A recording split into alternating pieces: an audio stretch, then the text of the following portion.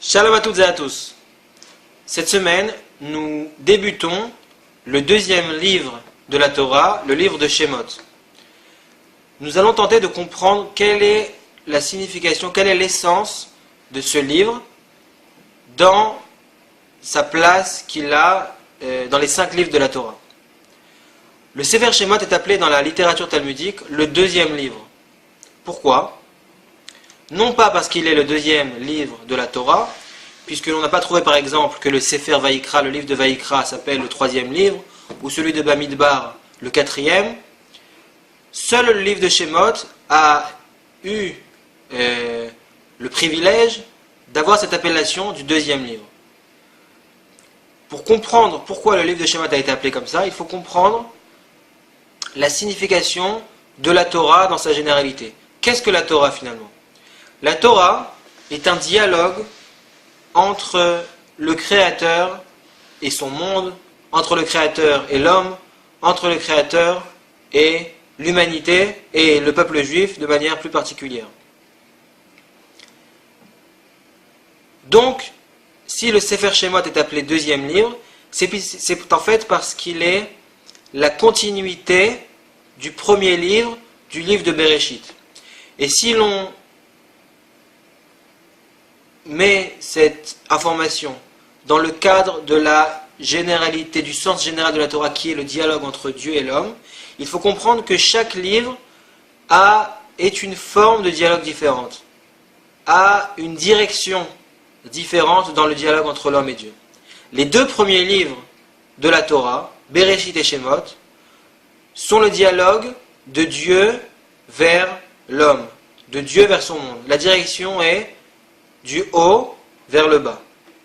Alors quelle est la différence entre ces 2 livres ? Pourquoi ces 2 livres ne sont pas finalement un seul livre ? Pourquoi y a-t-il 2 tomes à cet ensemble du même type de dialogue ? Effectivement, dans le livre de Bereshit, Dieu se tourne vers son monde. De la manière la plus simple, c'est qu'il crée le monde. Olam, nous dit le Maharal et d'autres, vient du terme RLM, le fait d'être masqué, le fait de disparaître. Le monde créé par Dieu cache, masque la présence et l'existence de Dieu. Par le monde que Dieu crée, il se cache. Les Chachamim nous disent, les sages, argumentent cela en disant Be'asara ma'amarot nivra haolam. En dire, ce n'est pas le mot parole ici, nous avons le terme de Amar, Aleph, Memresh. En dire, Dieu a créé le monde. On voit que dans la parasha de Bereshit, il y a 9 fois le mot Vayomer, plus Bereshit lui-même, nous disent les sages, qui est aussi un dire, une parole. Et donc de 10 façons, Dieu se cache pendant la création du monde, ou de par la création du monde, plus exactement. Lorsqu'on arrive au Sefer Shemot, le Sefer Shemot c'est exactement l'inverse. Dieu se tourne vers ses créatures, vers son monde, mais cette fois, il se dévoile de manière directe, sans aucun intermédiaire, à son monde et à son peuple en particulier. Le Sefer Shemot est appelé Sefer HaGeoula, le livre de la délivrance. Et nous verrons par la suite que la délivrance dépend du fait de dévoiler les choses qui sont cachées. Et pour en venir à nos 10 dires du Sefer Bereshit, du livre de Bereshit, à l'encontre de ces 10 dires-là, nous avons d'une part 10 plaies, et par la suite 10 paroles. Je m'explique. Dieu, dans le Sefer Shemot, dans le livre de Shemot, se dévoile tout d'abord aux nations du monde, représentées par la nation la nation dominante de cette époque, c'est-à-dire l'Égypte. par les 10 plaies, Dieu se tourne directement à l'Égypte, aux nations du monde, et pas au peuple juif. Le peuple juif n'a pas vécu de manière expérimentale, de manière directe, les plaies. Il a été un spectateur de cela. Mais là, Dieu se tourne directement vers l'Égypte, vers les nations du monde. C'est par les 10 plaies. Donc les 10 plaies, par rapport aux 10 dires qui ont créé le monde, de par ces 10 plaies-là, Dieu se dévoile aux nations du monde. Par la suite, au mont Sinaï, Dieu se dévoile à son peuple, au peuple juif, par les 10 commandements, mais dans la littérature talmudique, ces 10 commandements-là ne sont pas appelés commandements, mais 10 paroles, Aseret, Adibrot. Ici, nous avons la racine Dalet Bet Resh. Le Zohar nous dit, d'ailleurs dans le début du Zohar, Rabbi Shimon nous dit que par le livre du Zohar, le peuple juif sera délivré. C'est-à-dire qu'on voit ici qu'il y a une corrélation entre le fait de dévoiler les choses qui sont cachées, de dévoiler les secrets. En dévoilant les secrets, qu'est-ce que c'est le Zohar? Le Zohar, c'est le livre qui traite du dévoilement des secrets de la Torah. Lorsqu'on dévoile les secrets de la Torah, ou les secrets de manière générale, le monde, le peuple juif d'une part, puis le monde dans sa généralité, trouve sa rédemption, trouve sa délivrance. Et ce n'est pas par hasard que la fête prédominante, ou la seule fête, puisque Tou Bishvat n'est pas vraiment une fête à part entière, la fête qui tombe dans la période dans laquelle nous lisons les parashotes du Sefer Shemot est la fête de Purim. Dans le livre de Esther, dans la Megillat Esther, nous voyons au début de l'histoire qu'il y a un complot contre le roi.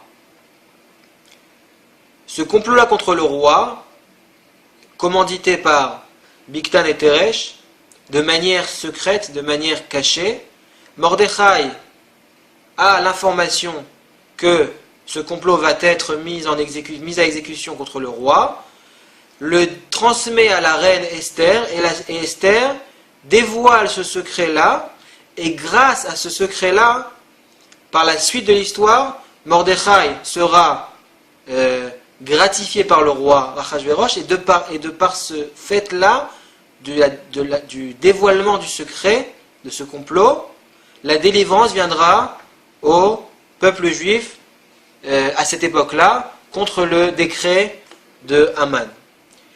Les Chachamim, les sages, nous disent ça de la manière suivante. Kol haomer davar beshem omuro, mevi geula laolam, sheneemar, vatomer Esther el hamelech, beshem Mordechai. Traduction. Tout celui qui dit une parole au nom de celui qui l'a dit, amène la délivrance au monde.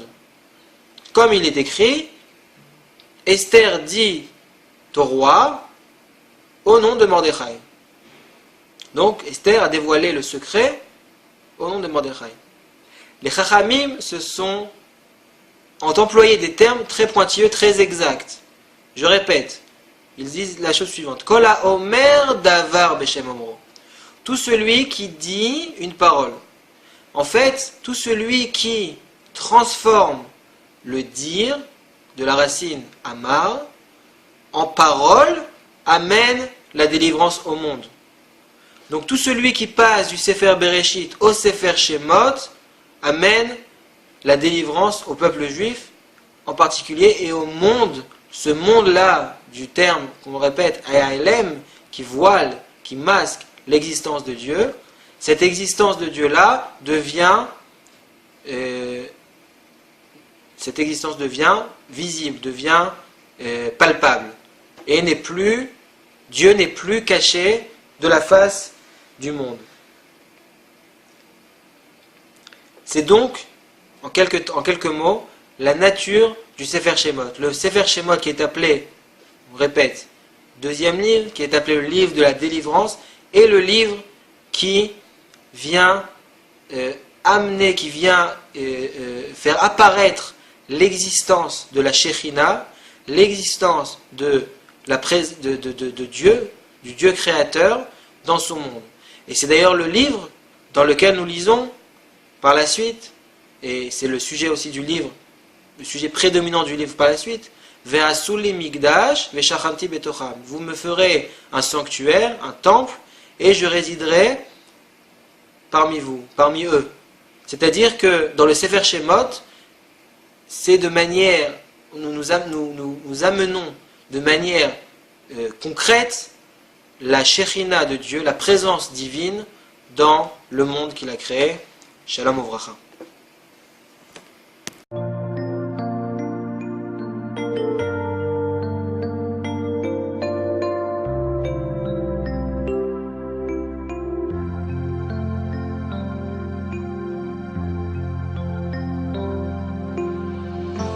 בואי בשלום, עטרת בעלה, גם בדינה ובצהולה, תוך אמונה ים סגולה. בואי בשלום, בואי, בואי, בואי בשלום, עטרת בעלה,